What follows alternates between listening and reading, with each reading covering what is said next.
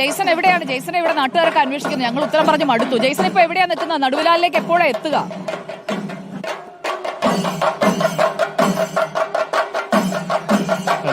സുജിയയ്ക്ക് കാണുന്നതിനും അതുപോലെ തന്നെ വിഘ്നേശ്വരന് തേങ്ങ ഉടയ്ക്കുന്നതിന് വേണ്ടി വെളിയന്നൂർ ദേശത്തെ ഞാൻ അങ്ങോട്ട് വിട്ടിട്ടുണ്ട്.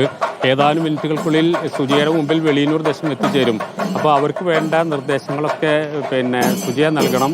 സുജിയയ്ക്ക് വേണ്ട നിർദ്ദേശങ്ങൾ അവർ നൽകും. അല്പസമയത്തിനകം തന്നെ നടുവിലാൽ ഗണപതിയുടെ സമീപത്തേക്ക് വെളിയന്നൂർ ദേശം എത്തി. ഇപ്പോൾ തെക്കേ ഗോപുരടയിൽ നിന്നും ആ പ്രദേശത്ത് നിന്ന് അവർ മുന്നോട്ട് പോയിട്ടുണ്ട്. ഇവിടെ വലിയ ജനക്കൂട്ടം, നമുക്ക് ആ ദൃശ്യങ്ങൾ കാണിക്കാം എന്ന് തോന്നുന്നു. വലിയ ജനക്കൂട്ടം, ഒരു സംഘം ഇവിടെ നിന്ന് കടന്നുപോയി. അടുത്തത് ഇവിടെ എത്തിച്ചേരുന്നത് വിയൂർ സംഘമാണ്. വിയൂർ സംഘം സ്വരാജ് റാവുവിൻ്റെ തെക്കേ ഭാഗത്തേക്ക് അല്പസമയത്തിനകം എത്തും. അതിനുശേഷം കുട്ടൻകുളങ്ങരയാണ്.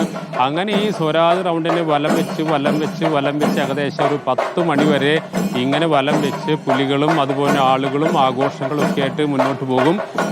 ഓണത്തിൻ്റെ ആ ദിവസങ്ങളെല്ലാം തന്നെ അതിൻ്റെ ഏറ്റവും ഗംഭീരമായി ആഘോഷിച്ചു. ആ ആഘോഷിച്ചതിൻ്റെ ഒരു സമാപനം അതിനേക്കാളേറെ ആഘോഷിച്ചുകൊണ്ടിരിക്കുകയാണ് തൃശ്ശൂരിലെ ജനപ്പം. നമുക്ക് ആ ദൃശ്യങ്ങളിൽ കാണാം. തൃശ്ശൂർ നഗരത്തിലൂടെ സാധാരണ പൂരൊക്കെ കഴിഞ്ഞാലാണ് ഇങ്ങനെ ആളുകൾ അലഞ്ഞിങ്ങ് നടക്കും. ഇതിപ്പോൾ ഒരു സംഘം പോയി കഴിഞ്ഞു.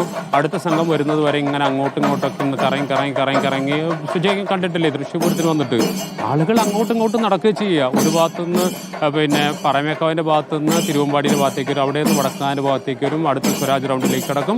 പിന്നെ തെക്കേ ഗോപുരനടയിൽ കുറേ നേരം ഇരിക്കും. അങ്ങനെ തൃശ്ശൂർ നഗരത്തെ വലം വെച്ച് ആഘോഷത്തിൽ പങ്കെടുത്തു പോകുന്ന ഒരു ജനസമുദ്രത്തെയാണ് ഇപ്പോൾ നമുക്ക് ആ ദൃശ്യങ്ങളിൽ കാണാനാകുന്നത്. തെക്കേ ഗോപുരനടയുടെ സമീപം ജനം നിറഞ്ഞു കഴിഞ്ഞു. മുനിസിപ്പൽ ഓഫീസിൻ്റെ വഴിയും ആളുകൾ നിറഞ്ഞു കഴിഞ്ഞു. സ്വരാജ് റൗണ്ടിലൂടെ ആളുകൾ ഇങ്ങനെ അടുത്ത സംഘത്തിന് വേണ്ടി കാത്തിരിപ്പിലാണ്.